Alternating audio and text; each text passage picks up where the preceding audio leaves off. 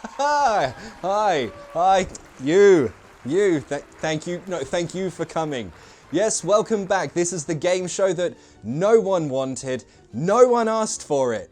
But today, we're back with the Super Mega Advanced Prepositions Quiz. This time, it's more super, more mega, and more preposition-y. You're going to need a piece of paper and a pen, so make sure you go and get that right now. First, I'm going to give you an example situation and the sentence which describes it, but the preposition will be missing. Don't worry though, I'll give you a selection of prepositions to choose from. You have to decide which preposition best matches this situation. For every correct answer, you get 1 point. For every incorrect answer, nothing.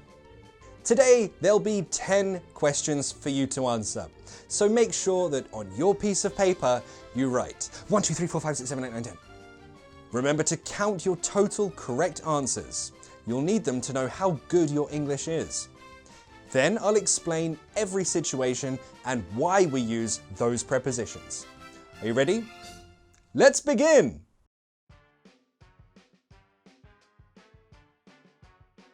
Number 1, you see someone stealing a pizza. That's not legal. How can you say that?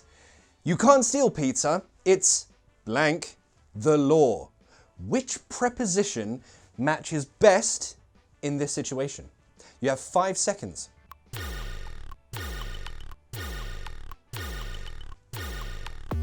The correct answer was against. It's against the law. If something is illegal, it's not legal. It's against the law. Did you get that one right? If you did, give yourself 1 point. If you didn't, don't worry. I'm sure you have lots of friends. Let's move on. Number 2, if you are similar in traits, characteristics, looks, little actions that you do, which are very similar to your parents. This is genetic, so your mum, your dad, people you're related to. I really take my mum.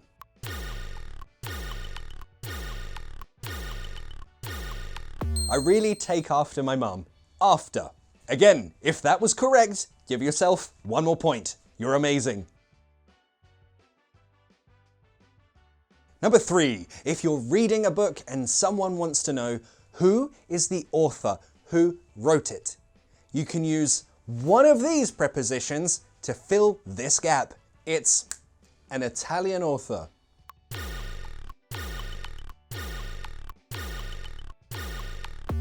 By. It's by an Italian author. You use by when you're talking about who wrote it. Let's move on to number 4. You have a job interview, but you're a bit nervous. Why? Because you don't have any experience with this type of job. So you have a disadvantage. Maybe someone else has lots of experience, so you have the disadvantage. Which preposition matches best with this?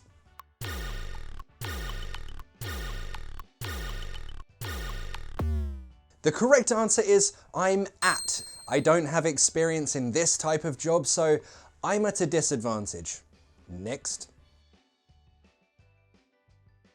Number 5, when you meet someone wearing a football shirt and you're like, I know, Brazil, right? And they correct you. No, it's Colombia.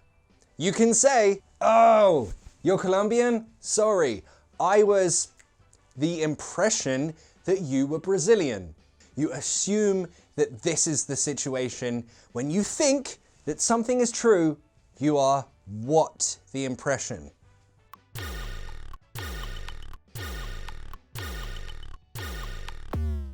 The correct answer is under. I don't know why. I was under the impression that you were Brazilian. Sorry. You're playing with your friend, and without intention, you punch your friend in the face. Remember, this was without intention. So what will she say? I'm so sorry I punched you in the face. It was accident.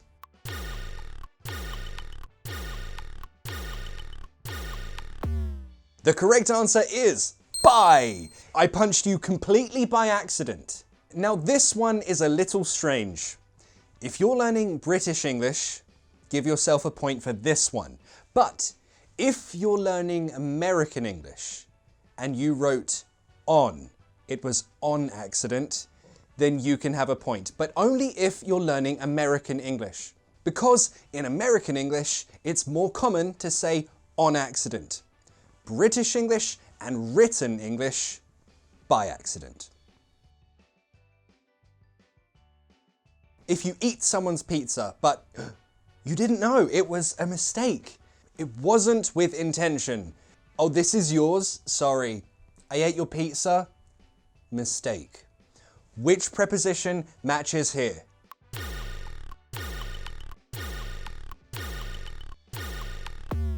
The answer is by. I ate your pizza by mistake.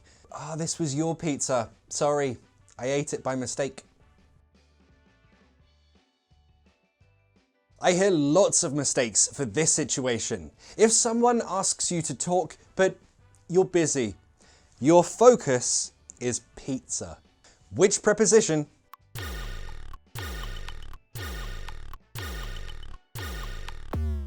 On. You're too focused on eating pizza. When you want to say that you're going to do something, no exceptions, or you do something always, no exception. You do it, something, fail.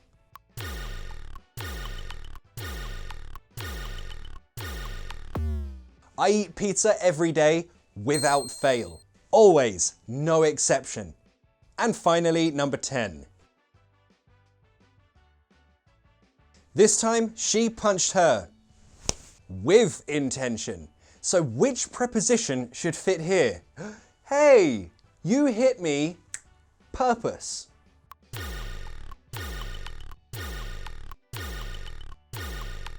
Ah, you were thinking by, right? Nope.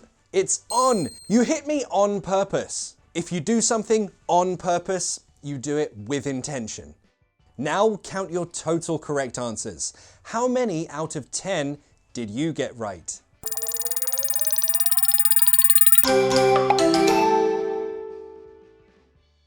If you got 0 to 3, this means you're a baby in English. You have lots to practice. If you got 4 to 6, then you're kind of like a teenager in English. You might be awkward, but you're doing all right. Just keep studying and you'll be fine. 7 to 9. Now you're an adult in English. You can go out and rent a car, buy a house, eat sugar whenever you want. It's amazing. And if you got a perfect 10, you are now the king or queen of English. You now control everything about the English language. Well done to you. And if you wanted to know if there were any alternative answers, or if you still have questions about any of those situations, don't worry, I'm going to teach you them right now. Okay, the first question. You say something is against the law, it's illegal. It's not legal. So any crime is against the law. If you say something is above the law, that means it's immune from the law. For example, if a president said, "I'm above the law," it means I can do any crime I want, nothing's going to happen to me. I mean, that only happens in the movies. Can you imagine if that happened in real life? Crazy. So, like I said before, you take after your mum, your dad, an aunt, uncle, grandma, granddad, a relative, someone you're related to. So this is genetic. Maybe you have similar looks. Maybe you walk the same way. Maybe you talk the same way. You take after that person. And of course, if you take from your mum, maybe you're stealing. But don't steal. It's against the law. Actually, if you used take to, that's a really interesting phrasal verb. It means to start liking someone or something, or start doing something and be really good at it, or just really like it. For example, I really liked my art class, but my art teacher, never took to me. My art teacher never liked me. That's true actually, hated me. Or, wow, he just played golf once and he's really taken to it. In that case, someone started doing a sport, really liked it, or became really good at it. It can mean one or both of those things. In number 3, we used the preposition by. A book can be by the author. For example, my favorite book was written by... I don't know, I don't read good books. I'm gonna lie to you and say that my favorite book was written by Gabriel Garcia Marquez. No, I haven't read any of the books, but they don't know. If we change that preposition to about, the book is about, we mean the story, the plot, maybe a person. If the book is about an Italian author, then the book tells a story of an Italian author. And of course, if you read a book to someone, maybe at night, if you have children, you might read to them before they sleep. If you have a disadvantage with some situation, you are at a disadvantage. Remember the verb be, to be at a disadvantage. A common mistake I hear is I'm with a disadvantage. Now, of course, if you're together with your boyfriend or girlfriend and they suck, sure, you can call them your disadvantage. But no, not in this situation. If you have a disadvantage, I'm at a disadvantage. I can't have fun tonight. I'm with my disadvantage. And this one, just because English likes to be difficult, there's no real logic here. If you are under the impression that something is true, you think that it's true. You assume that this thing is true. And the other prepositions, they're just wrong. They don't mean anything if you use them here.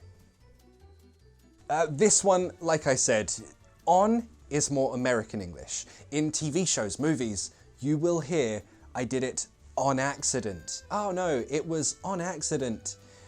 But in British English, or if you're writing for an exam, use by.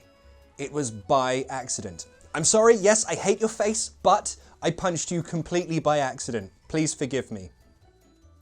The same as by accident, we will say by mistake. But they're not the same. We cannot use on mistake.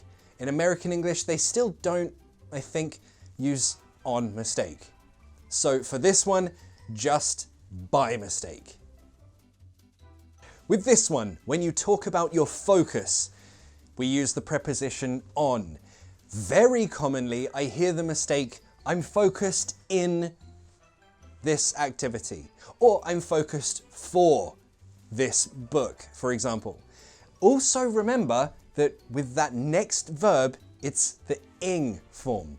I'm focused on eating pizza. I'm focused on doing my work. I'm focused on saving money.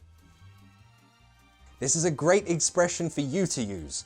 You want to say, it always happens, never changes, no exceptions. I do something without fail. And these other prepositions just no. If you do something on purpose, you do it with intention. I think this is where American English got on accident, because you're talking about doing something with intention or not. But no, with intention, on purpose. Without intention, by accident, by mistake. But if you're learning American English, nothing matters. Nothing matters. Thank you so much for playing, thanks to our audience for being here, and thank you to you at home for watching and playing, and I'll see you next time on the Super Mega Advanced Prepositions Quiz!